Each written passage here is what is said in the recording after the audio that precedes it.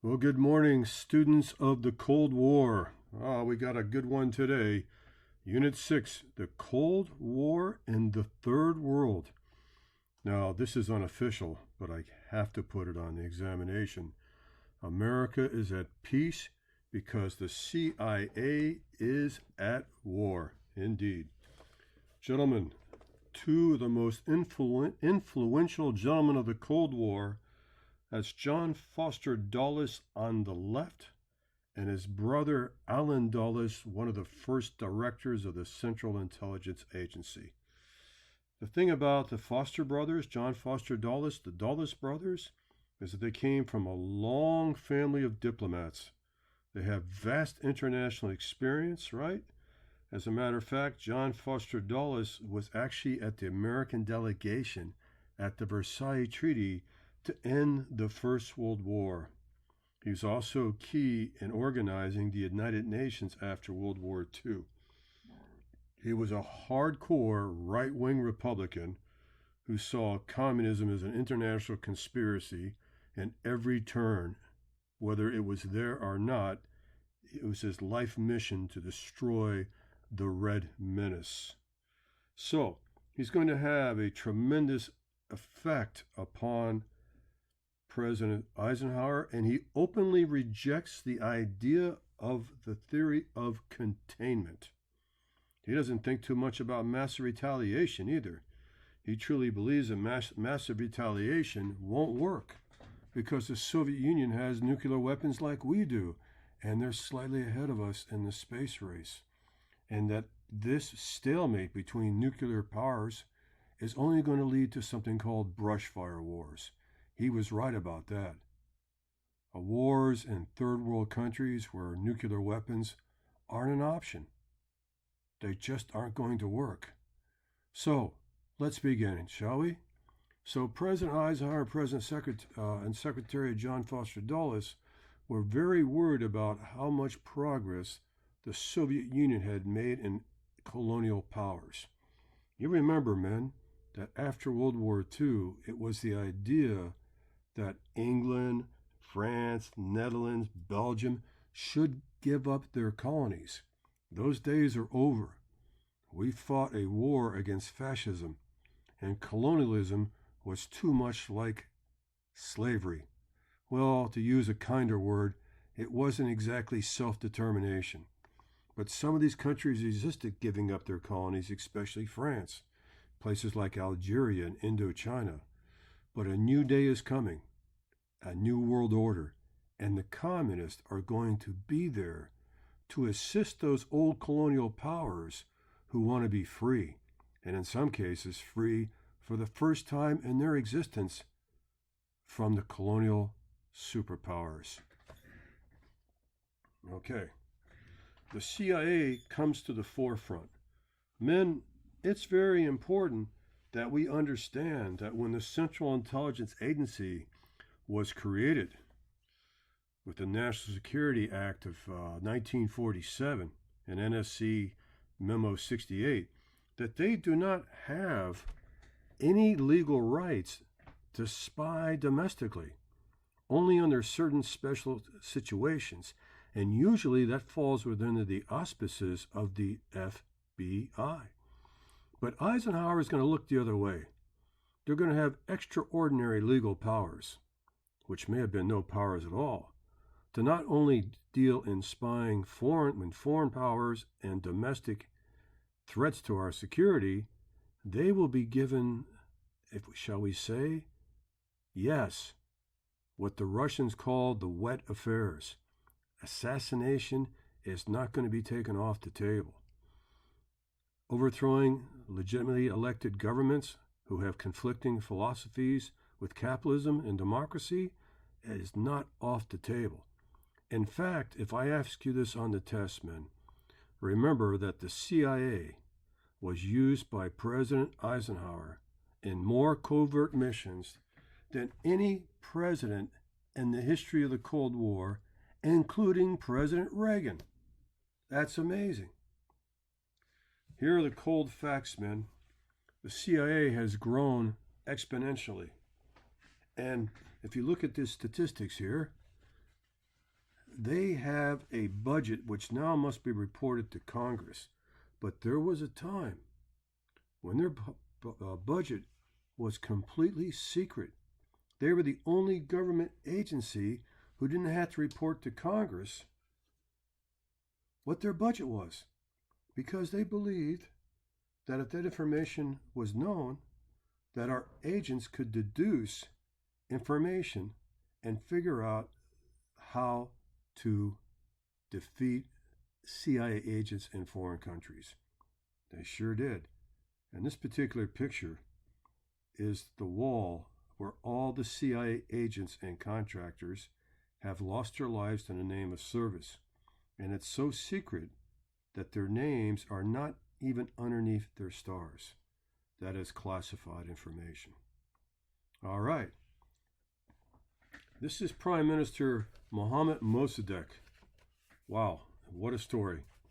Now, he was a little bit, I don't want to say he was emotional, but he truly believed in the future of Iran. And you see, the problem is this, guys. Iran, when it was discovered by British Petroleum way, way back, right around the age of World War I and even before, they didn't realize, the Iranians didn't realize how much crude oil was in the ground. So British Petroleum and other countries took advantage of that. They brought in the technology. They taught these people who were basically a third world country at the time how to make profit by becoming part of the petroleum game. But they were not often equal partners. It wasn't like 50-50. In fact, the colonial powers, Britain and others, British Petroleum, they took the lion's share of the profits. So later, President or Prime Minister Mosadek thought it was a little bit unfair and that he wanted to renegotiate Iran's deals with foreign oil companies. Well, when that didn't happen, and Mosadek decided to do something that he thought was the only thing he could do, he decided that he was going to nationalize all of Iran's oil. Nationalization means we take over, complete control. I will give you a price and a little bit of money for your inconvenience, but you're out of here. I'm sorry, England, you got to go. British Petroleum, you got to go. We're going to run this ourselves. And so when the money was not acceptable to British Petroleum and the companies and the English government, the Europeans organized an oil boycott.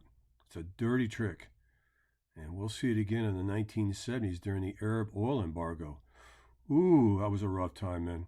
That was during my younger days, and man, what good is having an automobile if you have no gas to drive? But we'll get into that in further adventures. And so the boycott was really hurting the Iranian government. So, gentlemen, Mosadek asked President Eisenhower to intercede, but what could Eisenhower do? He was England's ally. They're our friends. We're getting cheap petroleum too.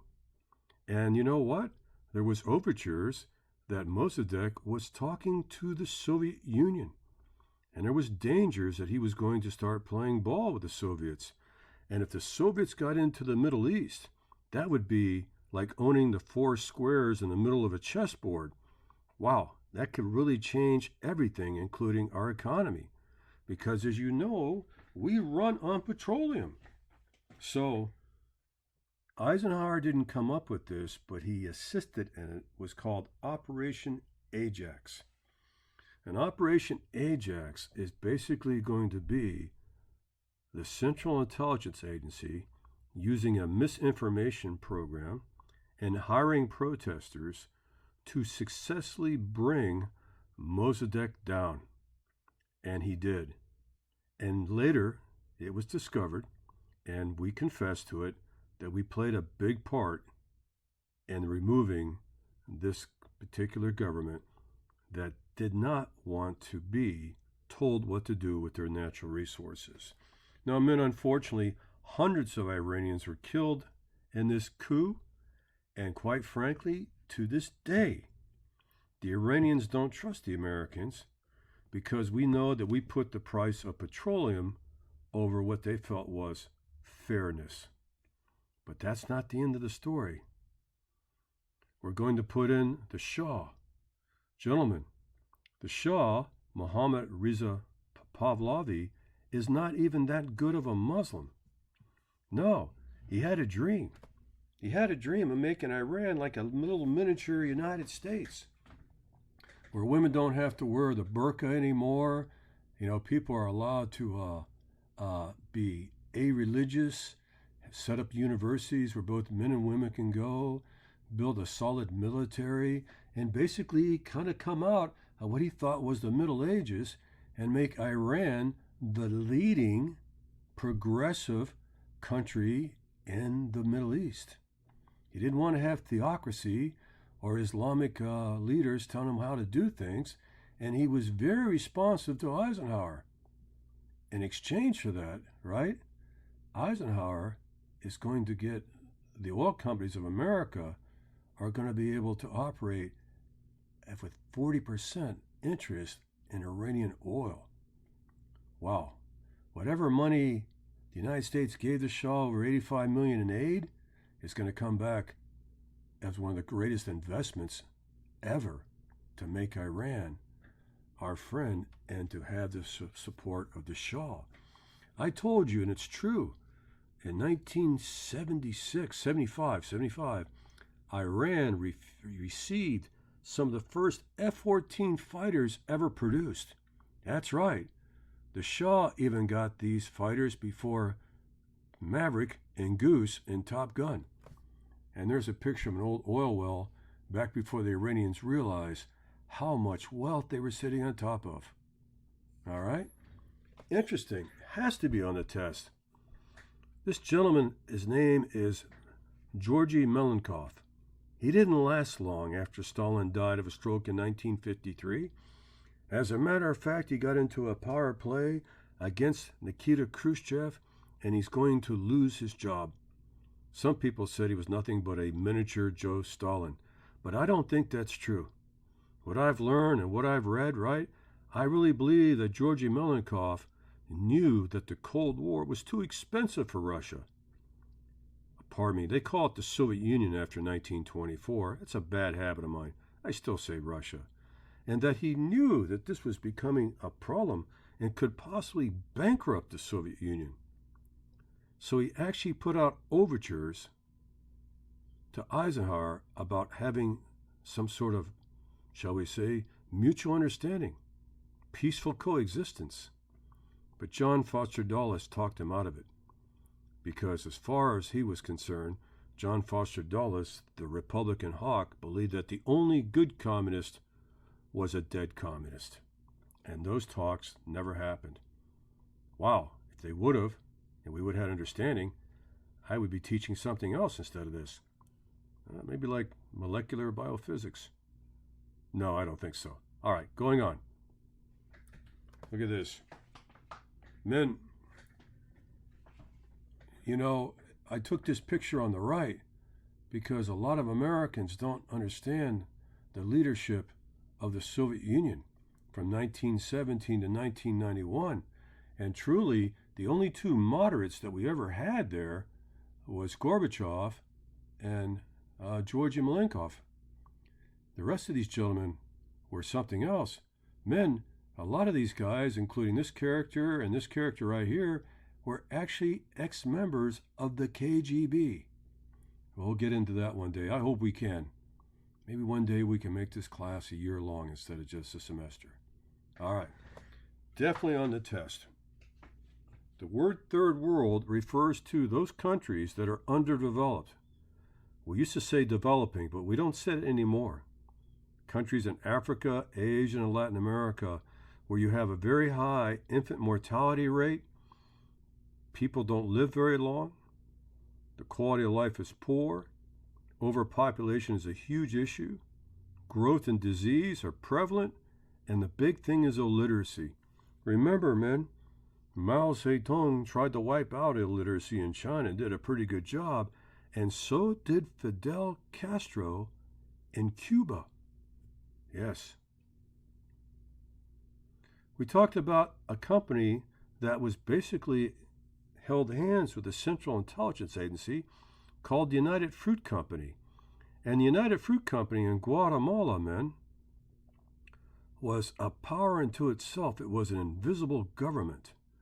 In fact, they were so powerful that the majority of their profits were not staying in Guatemala. They were ending up in the American marketplace. You wouldn't think you could build a kingdom on bananas, but men, they were very, very well connected. Senators, congressional leaders, and ex-military men who held shares in this rather shady, some people thought, and we can't prove it, shadow company of the CIA known as the United Fruit Company. Now, in a place called Guatemala, all right, this is a very sad but interesting story. We have this gentleman in the photograph here by the name of Arbenz. And, you know, Jacobo Arbenz was, I guess you're going to call him a socialist in the purest form. He had a very large country. When you talk about acreage, that was mostly farmland. But 70% of that farmland was owned by 2% of the people. And some of those 2% of the people didn't even live in Guatemala. And so there was never going to be a way that Guatemala could ever advance with this horrible, unequal distribution of wealth. So he decided to do something. He decided that he was going to share and redistribute the land among the poor. There would be compensation to the people and to the United Fruit Company, but as always, the United Fruit Company and the wealthy did not think it was enough. Now, men, John Foster Dulles and Allen Dulles remember Mao Zedong in China. And in China, he did the same thing. Mao did the same thing. He redistributed the land from the wealthy to the poor. Oh no, here we go again. In China and in Cuba in 1959, the same model. So the CIA believed that this was going to be another springboard for a socialist who's going to reach out eventually to the Soviet Union. And we couldn't have that. I'm not even going to bring up the Monroe Doctrine, but men, it was a clear and present threat to the American economic way of doing business. And so our friend is going to have to go. And they led one of the most clandestine operations, again, using misinformation, the media, the dropping of pamphlets, fake radio messages, even going so far as manipulate stock reports. And you know what? 324,000 acres of land was enough to have this government removed. And you look at this particular drawings here, his paintings, right? We have a weapon. I don't think it's an atomic bomb with Ike's picture on it. John Foster Dulles, the Catholic Church. But in this protest painting, if you look down here, you see the bodies of slain, dead workers, and mostly the poor. The poor in the background and the upper class, including the Catholic Church. That's a heck of a protest. So, men, if you look at this poster, I can tell you that during the 1950s, the CIA had been very, very active. And whether or not there are any overtures between the president of Guatemala, Arbenz, to the Soviet Union has really not been approved. You know, when you teach the Cold War, you need facts and statistics, and there's really not a whole lot of smoking guns that the CIA could produce to prove that Guatemala was leaning or going to join the Soviet Union. But you know what? Sometimes perception is enough for Eisenhower and the John Foster Dulles to make their move. A quiet war, a secret war. Gentlemen, I don't know if I told you this, but you know the CIA has its own Air Force. In fact, there used to be in Miami International Airport on the northwest corner, an office called Air America. Well, men in Indochina and Vietnam, Air America was actually the CIA secret air force of mercenaries, and these airplanes and pilots, who are contractors, we don't call them mercenaries, were actually used in places like Cuba, Guatemala, Indochina, and in Africa. Yes, the CIA has its own armed air force, which is really great for overthrowing what we call banana republics. Okay? Then we also found out that stuff was going on in Indochina. We also talked about the fact that Indochina has never known independence. They were controlled by the French, the Japanese in World War II, the French again, the Portuguese before that, all the way back to the Mongols. Poor Vietnam has never known freedom. And after World War II, the Vietnamese and the Laotians and the Cambodians thought they were going to get their independence. But no, the United States allowed Charles de Gaulle, the old World War II hero, and the French to take back their colony. That kind of goes against the spirit of World War II, doesn't it? Well, one of the guys who was horribly disappointed, who worked with the American intelligence during World War II, was a gentleman by the name of Ho Chi Minh. I'm looking for, there he is. There he is. And Ho Chi Minh was not so much a communist as he was a nationalist. All right? Yes, he did take aid from China. Yes, he did take aid from Russia. But he also believed that the United States was going to allow him to set up an independent government based upon the ideas of Thomas Jefferson. No, really, he studied Thomas Jefferson. He even went to the Versailles Treaty to ask President Woodrow Wilson to give Vietnam its independence. Let the people decide for themselves. But you know, unfortunately, the French kind of blackmailed us a little bit, talking about how they're not going to let us bring bombers into France. We're not joining the North Atlantic Treaty Organization. And so we acquiesced. But they're going to pay a terrible price because the communists have this group known as the Viet Minh. These are irregular soldiers that are heavily trained in guerrilla warfare, and they're going to go after the French. When the French built a line of fortresses in Vietnam, North Vietnam, especially in their backyard, especially one called Dien Bien Phu. I went too far. I didn't go far enough. Yes, there we go. And Dien Bien Phu was a classic battle of static forces against mobile guerrilla teams.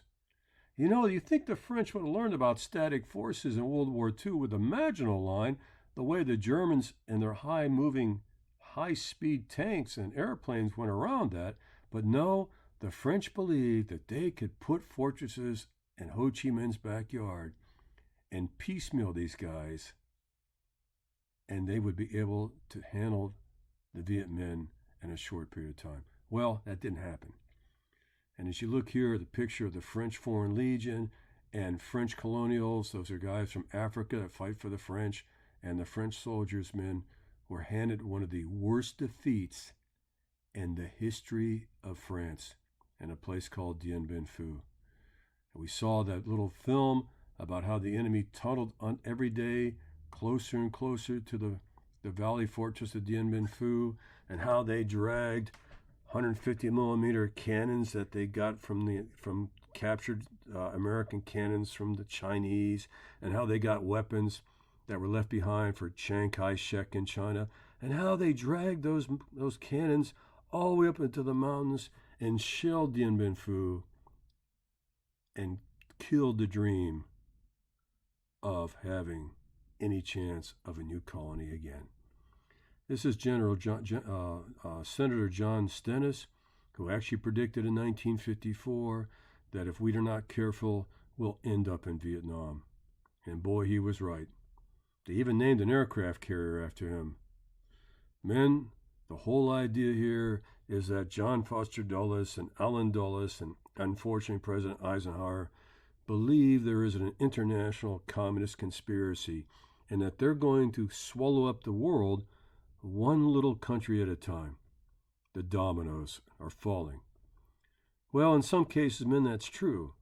And I can understand why they thought that way. But in Indochina, it was just a group of people that were very tired who wanted self-determination.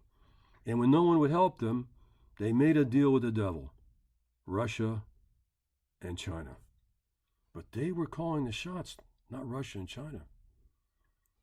Men, there was a Geneva Convention, was decided to be a 17th parallel, and that there would be elections within a year, and the people of Vietnam could make up their own minds what they want to do.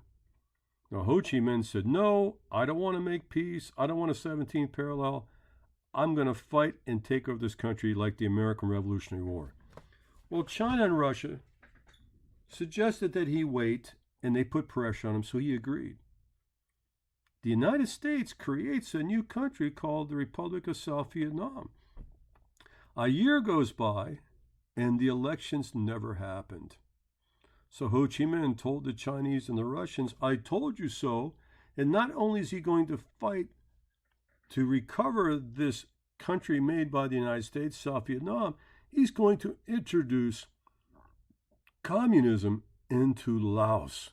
Uh-oh. And he's also going to introduce it into Cambodia. It does better in Laos in the beginning, but the Cambodians have a very strong party of communist sympathizers. And you see here, right, they're going to be threatening our new friend in a place called the Republic of South Vietnam. All right, over there they call it AVRN. That's the army of South Vietnam. Okay, they're called ARVNs.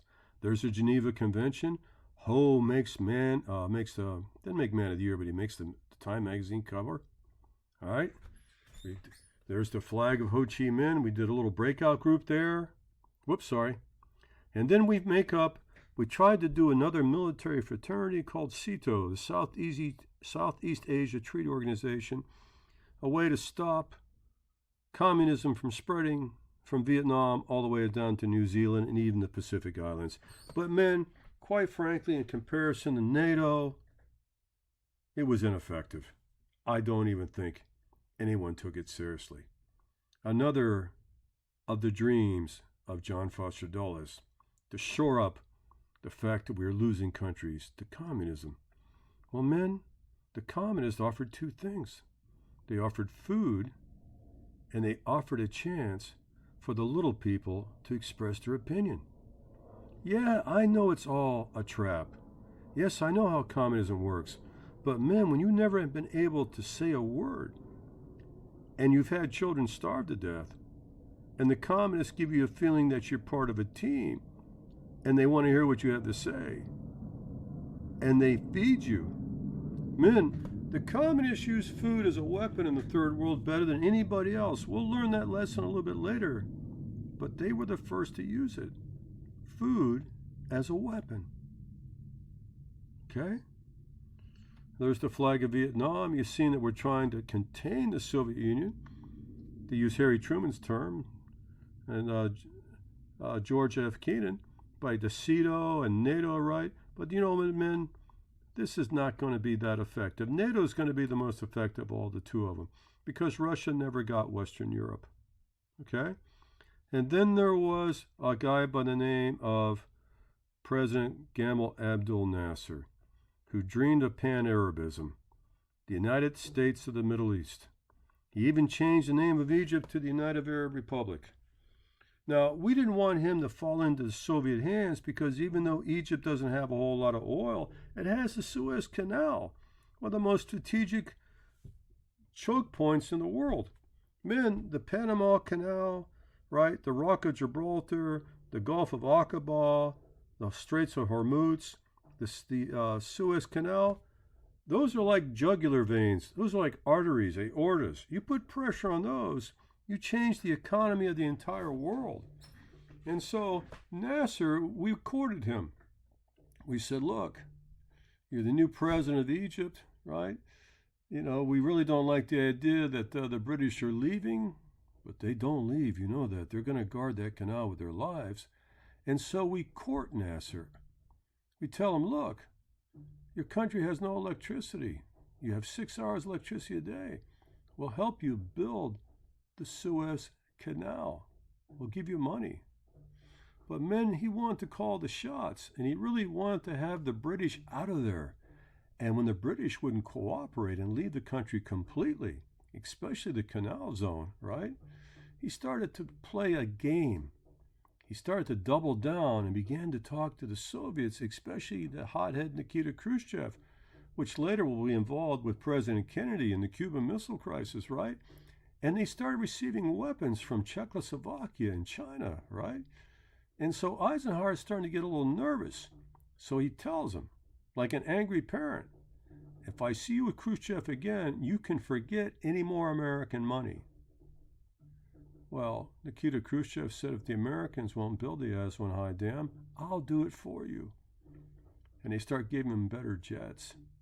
And they started giving him Russian technicians and Russian pilots to teach the Egyptians how to fly. Because one thing that you may not know, man, Nasser hates Israel. He wants to drive England completely out of the canal zone, and he wants to destroy Israel, and that's no secret. If he can unite all the Arab countries behind him, he'll become one of the most powerful men in the world. Fortunate for us, I think only Syria joined the United Arab Republic. Iraq considered it, but it was only Syria, if I remember correctly. And so we got a dilemma. We got a man who's becoming very popular, now telling us he's going to go into the Soviet camp, getting ready to push the English out of the Suez Canal, and he's going to take over the canal and keep the profits for himself to improve Egypt and to finish the canal. We saw those 2 fantastic videos, and a war breaks out. The first of many in the Middle East, the Suez Canal Crisis. Now, the United States stayed out of this militarily. In fact, we weren't even told that Israel, France, and England were planning on dropping paratroopers and invading and taking the canal over. And that's exactly what they did. And Eisenhower was livid because now he knew they were going to push Nasser right into the Soviet camp, right? We did a few questions there. And then eventually, Eisenhower told his allies that if you do not get out of there right now, I'm going to break off negotiations. And Nasser wins. It's a victory for him. The United Nations agrees he gets the canal, and he lies to the United Nations.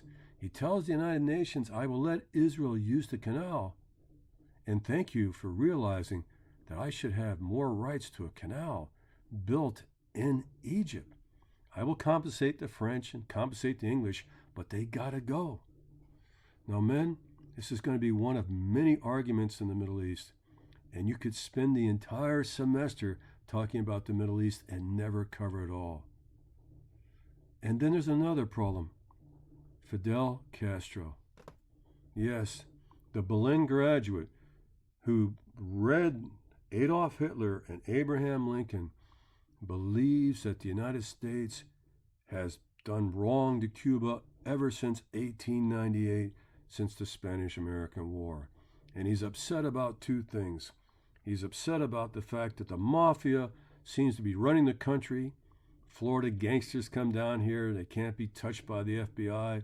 They run the casinos, right?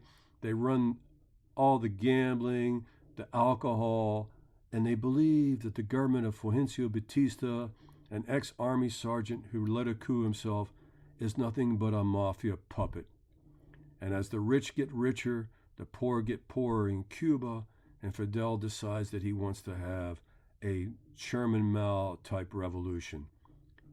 Poor farmers, land distribution, socialism, wiping out illiteracy and sickness, and then through a series of actions, some of them not always successful, like in July 26, when Fidel was arrested and went to jail for a while with his brother Raul, the July 26 movement, that Fulgencio Batista is nothing but a puppet of Eisenhower and the mafia, and that Eisenhower needs to return Cuba to the Cubans, and that the majority of the companies owned in Cuba are just like the ones in Guatemala, completely controlled by the Americans, and this unequal distribution of wealth has to end. Well, men, John Foster Dulles, if they took over Guatemala and they took over Iran and they tried to help the French in Indochina, which blew up in our faces, we sent all the money, airplanes, and bombs we could. We did not drop the atomic bombs in Indochina as they asked us. That would have gone too far. That would have China into it. So they decide what they always decide. Let the CIA handle this one. But before they can plan the operation to get rid of Castro, Eisenhower's term is over, and a new president, President Kennedy's going to come in, and he has to deal with a man who never officially said that he was a communist until after the Bay of Pigs. Little story here before we wrap it up. You know, Fidel Castro captured the mafia leaders, sold them back to the American gangsters at $1 million apiece. And in January of 1959, he's in a soccer stadium, and he gives a speech, and they release about 200 white doves. And one of the white doves sits on his shoulder for the most of the speech. And the people in Cuba that practice that Afro-Catholic religion called Santeria thought that this might be the Holy Ghost putting his blessings on Castro. Oh boy, the CIA is going to have a big problem with this story, especially if they think that Fidel is blessed by the Holy Spirit. Oh yeah. We got a lot to talk about the CIA coming up, and we're going to do that in the next episode. All right. So, gentlemen, take a quick look at these slides, and we're going to go a little bit more into detail in our next adventure. All right? So take a real good read of these, if you will, and I'm going to wrap it up right there. And remember, our test is next week. And email me at any time you got any questions, and I hope that you enjoyed this. Okay, here we go.